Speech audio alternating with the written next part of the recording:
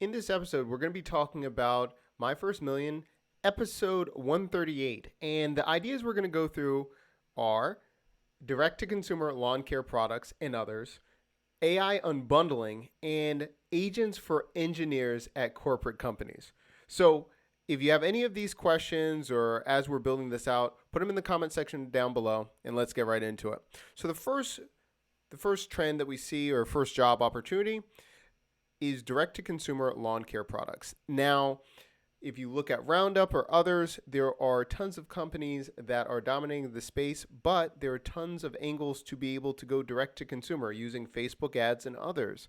And you can use a lot of different leveraging positioning, such as method, making sure that they're being presented as the alternative choice because they're letting you know what your products are made out of and making sure that it's really healthy for you. When you're going for direct to consumer, and they were giving a lot of different examples for method and others, really focus on what different types of products do you use every day that you could be going direct to consumer with and having a specific like slant to or positioning with storytelling. I think there's a lot of power to this. Also, when we're looking to direct to consumer, think about different ones like Loot Crate or others where they're empowering different fandoms and groups that are anime fans or Marvel or DC.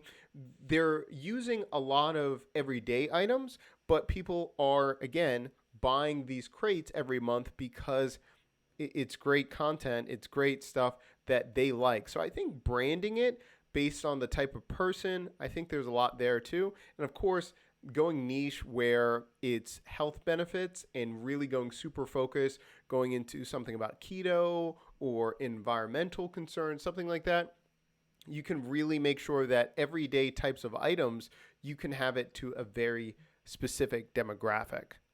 The other one that I saw and they were talking about in this episode, they were talking about copy.ai.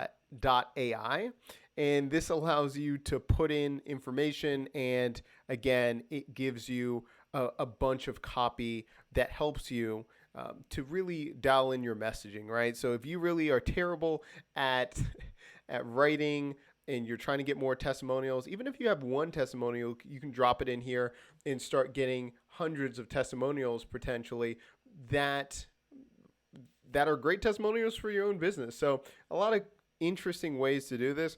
It shows what is it for e-commerce brands, digital agencies, and copywriters. So I've viewed it a couple different ways. Number one, you can have it for your own business, but if you're a copywriter, you can really outsource your writing to this AI and you're not paying other people. So I think you can really create a full uh, a full agency with one person by you being able to do this. Now, if you look at it, limited time offer, billed annually, $35, that's not bad.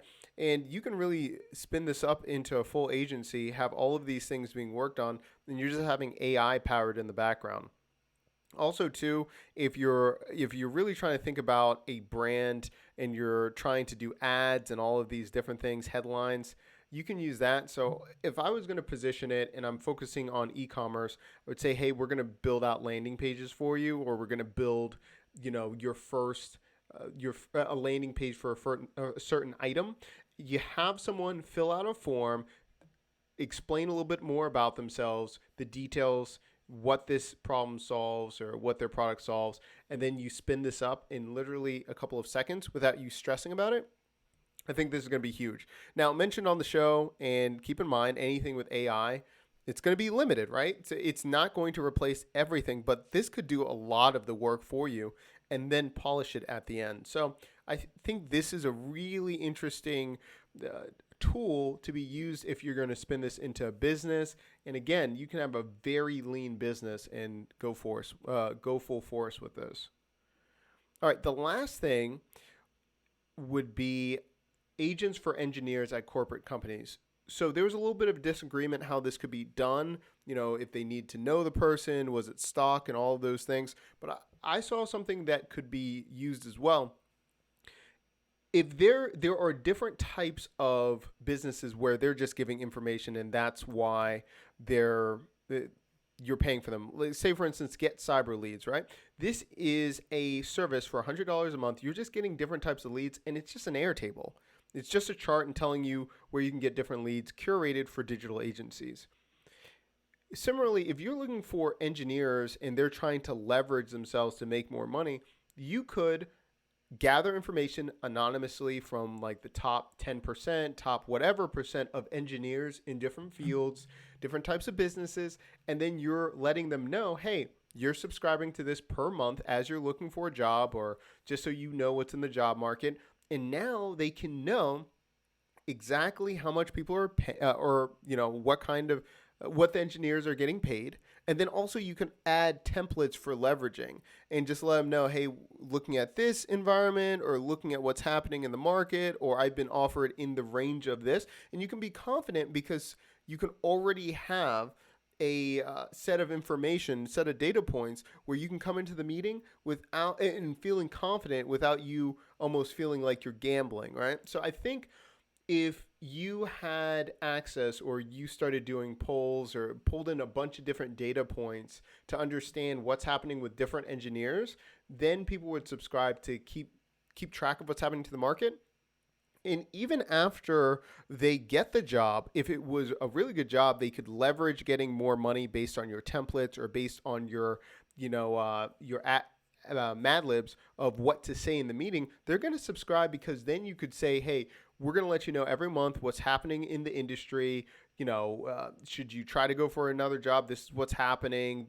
All those things people will pay a little bit per month. I think in the range of $25 to $100 a month, just having a subscription and you letting them know what's happening. Because if they're staying at that company and then they want a raise or something like that, you could be dripping out different templates of like, this template helped these X amount of people, go up 13% at their 90-day review, something like that.